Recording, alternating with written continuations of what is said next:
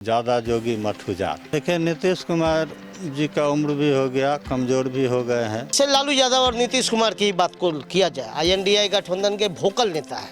इनका मूल आधार क्या है? जहरीले जातिवाद को बढ़ाना। ये समाज जो है भले कुछ मामलों में निराश है, नाराज है, लेकिन विद्रोही और बागी नहीं है। नमस्कार, मैं हूं प्रहलाद कुमार और आप देख रहे हैं बिहार तक।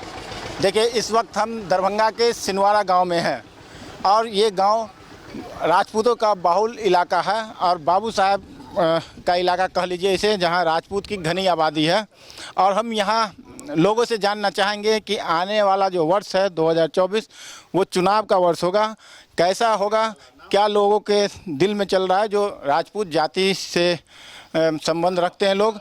और हम यहाँ पर कुछ लोग यहाँ पर हमारे साथ जुड़े भी हैं और इनसे खुद बात करके देखना चाहते हैं कि क्या सोचते हैं आने वाले वर्ष में जो NDA और उसके अगेंस्ट में इंडिया गठबंधन बनी है, दोनों के बीच में।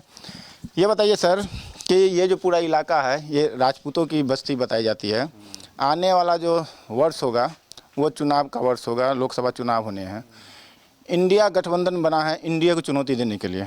आप क्या देख रहे हैं, आपके दिल के अंदर क्या लग रहा है, क्या होने वाला है और क्या इंडिया जो है गठबंधन वो इंडिया को चुनौती दे सकता है? NDA को चुनौती देना इतना मुमकिन अब नहीं रह गया है, क्योंकि जो पिछला कार्यकाल रहा है वर्तमान सरकार का, उस स्थिति में हम देख रहे हैं कि इंडिया पूरे विश्व में छा रहा है। पहले भी इंडिया को, हमारे भारतवर्ष को विश्व गुरु कहा जाता था। प्रशासन की व्यवस्था अच्छी रही है, पब्लिक के लिए व्यवस्था अच्छी रही है, संगठनात्मक दृष्टिकोण से सामाजिक मजबूती बढ़ी है और लोग कहीं से दुखी नहीं है। रहा INDA गठबंधन का, तो ये छोटे छोटे दल, एक पुरानी कहावत है, ज़्यादा जोगी मठ उजाड़। तो जहाँ ज़्यादा जोगी जुट जाएगा तो वहाँ मठ उजड़ेगा ही, देश बनेगा नहीं। और इसमें से अधिकांश लोगों के बारे में जब हम खबर पढ़ते हैं तो कहीं ना कहीं वो स्कैंडल, घोटाला आदि में फंसे हुए हैं।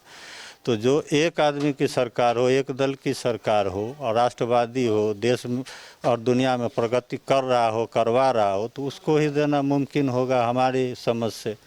अच्छा, दूसरा बात कि जो कार्यकाल देखे, जो नरेंद्र मोदी का कार्यकाल रहा है, उससे आप कितने संतुष्ट हैं? चूँकि लगातार देखते हुएगा कि विपक्ष घेरने का प्रयास करता है महंगाई और बेरोजगारी को मुद्दे को लेकर, तो आप संतुष्ट हैं या फिर ना संतुष्ट नहीं है, क्या देख रहे हैं?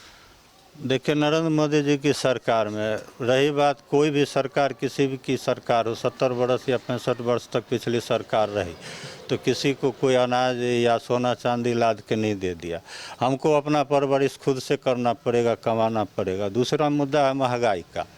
तो महंगाई बढ़ा है तो लोगों की आमदनी भी बढ़ी है, सुविधाएँ भी बढ़ी है, तो उस लिहाज से तो महंगाई नहीं बढ़ा। मान के चलिए हम 10 वर्ष पहले कोई ज़मीन 2 लाख में खरीदे, आज हम 50 लाख में बेच रहे हैं, तो हमको भी तो फ़ायदा है महंगाई से, घाटा तो नहीं है। और दूसरी तरफ आप देखें हाल फिलहाल में टमाटर को लेकर के हुआ, तो 200 रुपये या 100 रुपये टमाटर हो गया तो भी पब्लिक चिल्लाती है। और जब टमाटर अब 2 रुपये या 10 रुपये केजी हो गया तब भी पब्लिक चिल्लाती। तो सरकार के बस की चीज़ बहुत सारी महंगाइयों को कंट्रोल करना उसके हाथ में नहीं है, वो हमारे हाथ में। अब हम as a public, as a किसान सोचें तो हमारा खेत पड़ा रहता है, हम नहीं उपजा के सब्जी खाएंगे, दाल खाएंगे तो खरीद के तो खाना ही पड़ेगा, महंगा तो खाना ही पड़ेगा। जब विदेशों से आवेगा हमारे लिए भोज्य सामग्री तो महंगा होगा ही। अच्छा, एक अलग सवाल, चूँकि चल रहा है जो इंडिया गठबंधन बना, उसके अंदर जो है नीतीश कुमार को चेहरा बनाने की बात बताई जा रही है। बिहार से कई लोगों ने कहा है, खासतौर से जदयू के लोग भी। तो आपको लगता है कि नहीं, नीतीश कुमार चुनौती दे पाएंगे क्या मोदी को?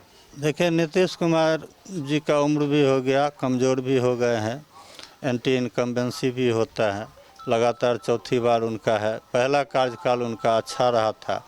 वर्तमान में जो प्रशासन व्यवस्था पूरे बिहार में हर जगह हत्या, लूट, बलात्कार ये हो रहा है, तो उस स्थिति में तो आम पब्लिक जातीय राजनीति भी करें तो उनके हिसाब से जो उनके पक्ष के जाति के लोग हैं वो भी अब उनसे खिन्न नज़र आ रहे हैं। क्या नाम हुआ सर आपका? मेरा नाम रिद्धि कुमार सिंह हुआ। तो ये रिद्धि कुमार सिंह थे। अब देखिए हम दूसरे लोगों से भी बात करेंगे ये बताइए सर, आप अपना नाम बता दिए और ये बताइए कि जो परिस्थितियां दिख रही है अभी वर्तमान में और आने वाला वर्ष जो है 2024 में लोकसभा चुनाव होने हैं, आप लोग क्या देख रहे हैं? इंडिया महागठबंधन जो बनी है, इंडिया को चुनौती देने के लिए, मोदी को चुनौती दे पाएगा ये गठबंधन? ऐसा कोई इसके पास बदलाव की ताकत नहीं है, न तर्क है, न तथ्य है, न प्रमाण है, न आधार है INDI गठबंधन के पास। ये सब के सब क्षेत्रीय पार्टी हैं, स्थानीय पार्टी है, भाषावादी है, जहरीले जातिवादी है, मजहबी मानसिकता वाली पार्टी है और इसी सोच के साथ वो अपने अपने राज्यों में काम करते रहे हैं। आज तमिल को लेके और द्रविडियन मानसिकता वाली राजनीति को लेके DM की राजनीति करती रही है, वहाँ पे हिंदुत्व के खिलाफ का एक राजनीतिक धारा रहा है। आज उदय स्टालिन इसी विषय को रखे हैं, INDI गठबंधन के वो बड़े एक हस्ती वाले गठबंधन के नेता है, ठीक है। इसके साथ साथ ठीक है, खड़ा हो जाए। इसके साथ साथ जैसे लालू यादव और नीतीश कुमार की बात को किया जाए, INDI गठबंधन के भोकल नेता है। इनका मूल आधार क्या है? जहरीले जातिवाद को बढ़ाना। आज जातीय जनगणना इन्होंने बिहार में करवाया और उसमें सुशील मोदी के समय का जो भाजपा था उनका भी सहयोग और समर्थन ले लिया।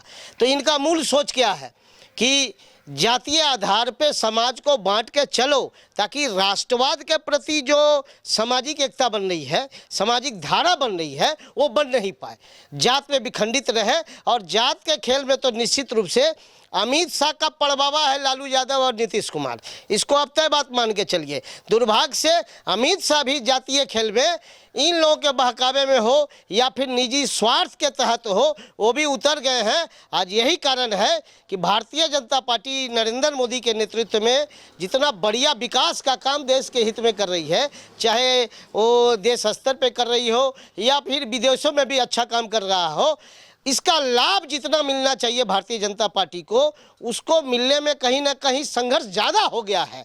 इसके पीछे का कारण है कि वो राष्ट्रवादी नेतृत्व को मजबूत करने वाला कानून नहीं बना रहा है। नया संसद आया है, उसको राष्ट्रवादी कानून को बनाना चाहिए। उसको भी जैसे देश में अल्पसंख्यक आयोग है, अल्पसंख्यक मंत्रालय है, पूरे अल्पसंख्यक के लिए एक प्रकार की नीति है, शिक्षा में, स्वरोजगार में, रोजगार में, आवास में। तो पूरे बहुसंख्यक के लिए एक प्रकार की नीति क्यों नहीं? अलग अलग जातीय आयोग, अलग अलग जातीय योजना क्यों? जब तक अनुसूचित जाति का आयोग अलग होगा, पिछड़ों का अलग होगा, अति पिछड़ों का अलग होगा, सवर्णों का अलग होगा, तो इन लोगों में मतभेद बना रहेगा। जबकि ये राष्ट्र के बहुसंख्यक समाज के अंग है, तो इनको एकजुट करने के लिए देश में बहुसंख्यक आयोग होना चाहिए, बहुसंख्यक मंत्रालय होना चाहिए, बहुसंख्यक विकास की नीति होनी चाहिए। यह भारतीय जनता पार्टी को समझना होगा। अगर वो इसको नहीं बना पाएंगे तो जातीय आरक्षण के खेल में नीतीश कुमार, लालू यादव और अब तो राहुल गांधी भी, कांग्रेस भी इसको चीर फाड़ करके रख देंगे। 10 साल जाते जाते भारतीय जनता पार्टी को ये लोग परास्त कर देंगे और निश्चित रूप से फिर इन लोगों का अभ्युदय हो जाएगा, इसमें कोई दो राय नहीं है। क्या लग रहा है? ये तो ठीक है, आप अपनी एक सोच बताएं, लेकिन फिलहाल जो समाज है, राजपूत समाज आप लोगों का, वो किस ओर झुका हुआ आने वाले चुनाव को देखकर? क्या नीतीश कुमार चुनौती दे पाएंगे? क्योंकि नीतीश कुमार कर आवाज़ उठता है प्रधानमंत्री के पद के लिए, हालांकि वो इनकार करते रहे। तो आप लोग कहाँ देख रहे हैं, मतलब चुनौती दे पाएगा इंडिया जो NDA को? ये अच्छा सवाल है। एक तो ये जो समाज है, क्षत्रियों का समाज है, राजपूतों का, ये जन्मजात राष्ट्रवादी होता है। ये जन्म लेता है तो संघ की शाखा में गए बगैर सनातनवादी भी होता है, राष्ट्रवादी भी होता है और विकास पसंद भी होता है। किसी जात के खिलाफ नहीं जाएगा और राष्ट्र के खिलाफ भी नहीं जाएगा, इस बात को मान के समझिए। और इस तमाम विषयों का मिला जुला हुआ नेतृत्व नरेंद्र मोदी जी के द्वारा हो रहा है। तो ये समाज जो है भले कुछ मामलों में निराश है, नाराज है, लेकिन विद्रोही और बागी नहीं है, मोदी के साथ जाएगा। और देश भर में राजपूतों का वोट सबसे ज़्यादा 99%, 98% अपवाद को छोड़ के जाना तय है। चाहे कोई भी बीच का व्यक्ति आ जाए जो किसी दूसरी धारा के साथ जुड़ के, भले वो सिंह जी हो, चौहान जी हो, राजपूतों का ही कोई नामाकरण वाला चेहरा हो, उसके बाकावे में समाज नहीं जाएगा, मोदी के साथ जाएगा, भाजपा के साथ जाएगा। क्या नाम है आपका? संजीव कुमार सिंह। तो ये संजीव कुमार सिंह थे। देखिए, एक हमारे साथ बुजुर्ग हैं जो स्वतंत्रता सेनानी भी है, ठीक है। इनसे हम बात करते हैं कि ये क्या चाहते हैं और जो इन्होंने कई दशक देखे होंगे, राजनीति के एक एक चीज़ को समझा होगा। ये बताइए बाबा कि आपका नाम क्या है और जो चुनाव आने वाला है 2024 में, आगे वाले साल में, तो आप लोग क्या देखते हैं, क्या होगा? आप लोग के मन में क्या चलता है? मेरा नाम है हरिंद्र प्रसाद सिंह। चुनाव को लेके क्या चलता है मन में? आने वाले समय चुनाव का होगा 1 साल बाद, तो क्या चलता है मन में? कहाँ आप देख रहे हैं? नरेंद्र मोदी देश में अच्छे हैं या फिर आप उनके काम से नाराज हैं? बदलाव चाहते हैं या फिर चाहते हैं दूसरा कोई सरकार है? क्या चाहते हैं? बदलाव होता है तो वो अच्छा ही है देश के लिए। मोदी जी को देख लिया, फिर दूसरे को भी तो देखने का मौका मिलना चाहिए। क्या ख्याल है? तो इसके पहले जितनी सरकारें थी आपने देखा होगा, आज़ादी के भी लड़ाई को आपने देखा है, उस समय से लेके अब तक जो सरकार देखें और नरेंद्र मोदी का जो 9 साल देखे हैं, तो कौन सा अच्छा लगता है आपको? नरेंद्र मोदी चल रहे हैं, ठीक है चल रहे हैं, देख रहे हैं। खाली महंगाई जो बढ़ गई है, उस महंगाई पर कोई कंट्रोल नियंत्रण नहीं है। पहले देखते थे कि महंगाई भत्ता साल में 2 बार मिलता था, अब उस ओर लोगों का ध्यान बिल्कुल नहीं है। अब विशेष हम क्या करें? अच्छा, आपको पेंशन मिलता है? जो सब चीज़ सरकार का सुविधा वो सब मिलता है या नहीं मिलता? हाँ, पेंशन मिलता है। क्या नाम बताएं आप अपना? जी। नाम क्या बोले?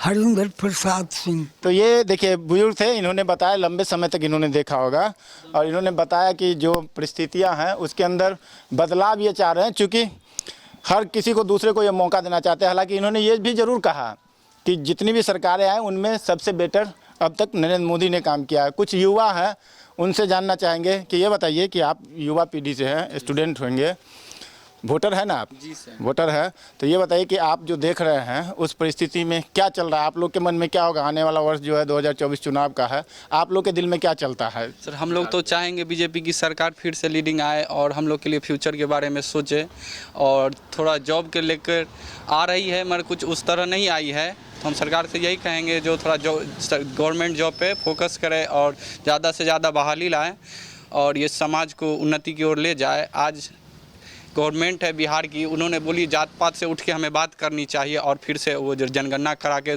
समाज को जाति में बांट रहे हैं जिससे हमको फ़ायदा हो। बड़े जाति को हमेशा दबाने की कोशिश की है और राजपूत समाज हमेशा एनडीए के साथ रहा है। हम लोग धरती के लिए लड़े हैं और लड़ेंगे भी, और समाजवाद से उठकर हम लोग अपने मातृभूमि के लिए जान भी दिए हैं और जो इसके लिए काम करेगा उनके साथ हम लोग हमेशा रहेंगे। लेकिन युवा पीढ़ी है, विपक्ष लगातार ये बात आवाज़ उठाते रहा कि महंगाई और रोजगार बड़ा मुद्दा है, वो है आपके सामने या नहीं है? सर अभी हम लोग महंगाई का मुद्दा अभी नहीं कहेंगे क्योंकि हमारे परिवार अभी उस सक्षम है जो हमें चला रहे हैं, मगर हम लोग चाहेंगे जो अपने फ्यूचर पे पैर पे कदम रखें तो इस काबिल हम बने जो हम अपने लेवल पे महंगाई को हम कम सके। बहुत सारे ऐसे लोग हैं जो काम कुछ और करेंगे, सरकार को गाली देने का काम करते हैं, जिसमें एबिलिटी होता है सर उसके लिए कोई महंगाई मायने नहीं रखती है, और हम चाहेंगे जो हम अपने फ्यूचर के लिए अच्छे करें। क्या नाम हुआ आपका? अभिनव सिंह।